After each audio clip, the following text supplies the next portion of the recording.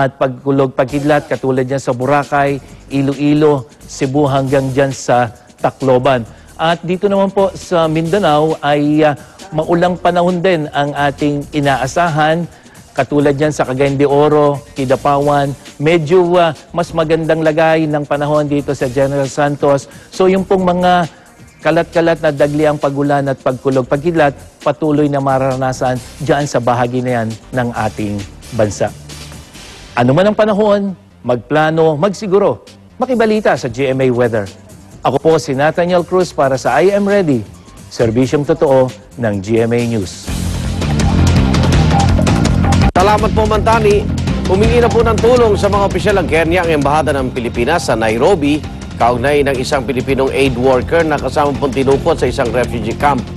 Ang Norwegian Refugee Council na siyang pinagtatrabahuhan po ng naturang Pinoy, na ipaalam na raw sa mga kaanak ng kababayan natin ang nangyari. Darito ang report. Sakay ng convoy ng 3 sasakyan, bigla umano inatake ng mga armadong lalaki ang ilang miyembro ng Norwegian Refugee Council o NRC sa isang refugee camp sa Kenya. Isang Pilipino ang kasama sa mga dinukot, ayon mismo sa ating Department of Foreign Affairs. Ang grupong mula sa NRC ay nag-aabot ng tulong sa mga mamamayan ng Kenya na naiipit sa giyera laban sa bansang Somalia. Bukod sa isang Pinoy, 3 iba pang dayuhang aid worker ang dinukot ng mga suspect na hinihinalang konektado sa terrorist group na Al-Qaeda. These 3 cars were attacked by armed men, and in that attack, 3 persons were injured, and also 4 people are missing. The 3 persons that are injured, one of them later died, and 2 of the injured are at the hospital. Ayon sa DFA, humingi na ng tulong sa mga opisyal ng Kenya ang Embahada ng Pilipinas sa Nairobi. Nakikipag-ugnayan na rin daw ang Philippine Embassy sa NRC at sa mga embahada na iba pang dinukot na foreign nationals. Sabi ng NRC, naipaalam na sa mga pamilya ng mga dinukot na aid worker ang nangyari sa kanila. Pero hindi na nito sinabi ang pagkakakilanlan ng mga biktima para hindi na raw malagay pa sa alanganin ang mga buhay nila. We have that information, but we do not want to confirm it and say what kind of nationality they have, because it is a very dangerous situation, and if we reveal the identification of these persons, they may be in danger. Para sa unang balita, Sharian Torres reporting. Magandang balita naman mga kapuso, nagmura po ang presyo ng LPG. Simula kaninang hating gabi, 5 piso at 50 sentimo kada kilo ang bawas presyo ng Petron Gasol. 3 piso at 45 sentimo naman kada litro ang rollback sa kanilang auto LPG. Magro-rollback din ang kaparehas na halaga sa kanilang LPG ang Total ngayong alas 6 ng umaga. Nauna nang nagpatupad ng rollback sa presyo ang LPGMA. Piso kada kilo ang kanilang bawas presyo. Ang rollback ay bunsod ng pagbaba ng contract price ng LPG sa world market.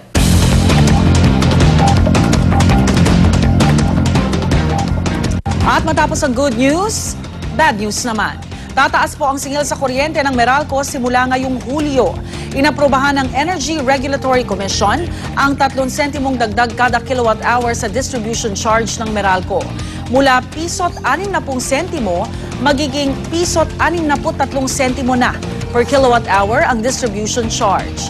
Gagamitin daw ang makokolekta sa mga pasilidad para mas mapaganda ang kanilang serbisyo. Tataas din daw ngayong buwan ang singil sa generation charge o halagang binabayaran sa paglikha ng kuryente para raw makaiwas sa mga brownout.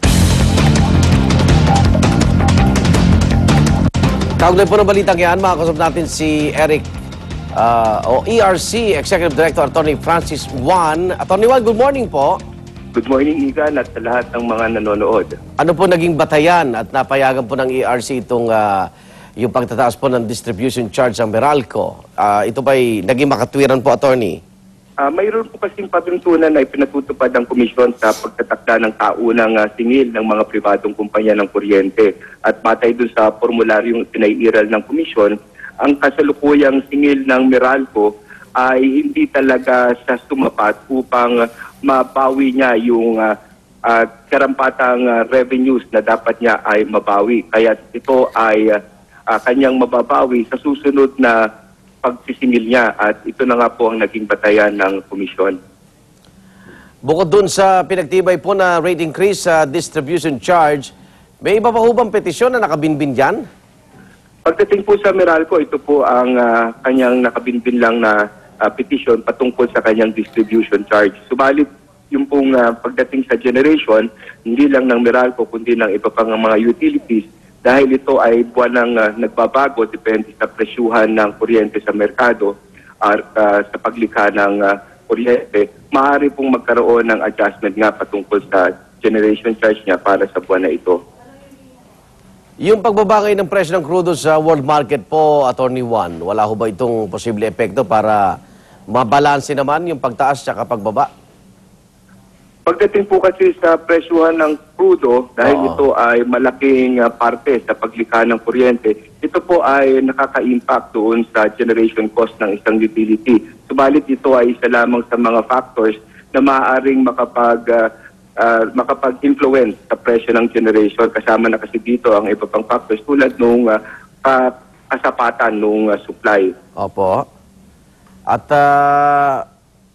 ito po bang increase na ito, kailan po ba ito maipatutupad at wala ho bang susunod agad na pagtaas? Kasi pag sinasabi nung iba na barya lang yan, sa ordinaryong mamamayan po, ano bang magiging paliwanag natin, Attorney Juan? Ito po ay taunan kasing singil niya, kaya ang magiging susunod pagtatakda ng singil niya ay sa susunod na taon na. Taon na. Ang sabi ho ng Meralco, makakaasa naman daw ng gagandaan serbisyo. May nakalagay ho ba doon, kunyari, tataas ang singil ng kuryente, ito'y mapupunta sa ganitong uri ng serbisyo? Opo, nagkaroon na po ng determinasyon yan. Noong palang unang itinakda ang singil niya para sa 4 na taon. At na dito ang para sa taong 2013. Mayroong mga capital expenditure projects na dapat niyang ipatupad. Kaya nga binigyan siya ng kumbaga parang budget para dito. At yun na nga po ang naging patayan noong inaral yung kanyang aktual na implementasyon ng kanyang singil noong nakaraang taon ay mayroong kulang doon sa kanyang kinitang revenues para matugunan yung kanyang mga programang para sa kanyang capital expenditures. So good luck na lang ho sa ating mga kababayan. Pero meron naman hong parang ano yung minimum no, na konsumo na ikangay makaka-apekto yung increase na yan, di ba? Opo, meron pa rin po yung lifetime. Yung 100? Sila pa rin po ay patuloy na makakatamasa noong mga diskwento para sa kanila. Okay, maraming salamat po. Maraming salamat po. Magandang umaga. ERC Executive Director Attorney Francis Juan. Isa pong babae patay matapos pagsasaksakin sa Rodriguez, Rizal. Hollywood actor Tom Cruise, tuloy ang showbiz commitment sa kabila ng pag-file ng divorce ni Katie Holmes. At sanggol na ipinaglihi raw sa isdang maya-maya, nangangailangan ng tulong para mapasuri ang lagay. Huwag pahuli, tutok lang sa unang balita.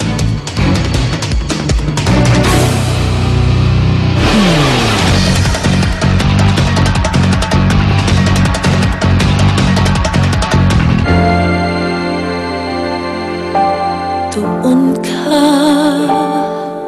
dito ako, hindi Sino to? Luna! Saan niyo po dadalhin ang nanay ko? Tawa ko. Ipagdadasal ko rin po na sana makita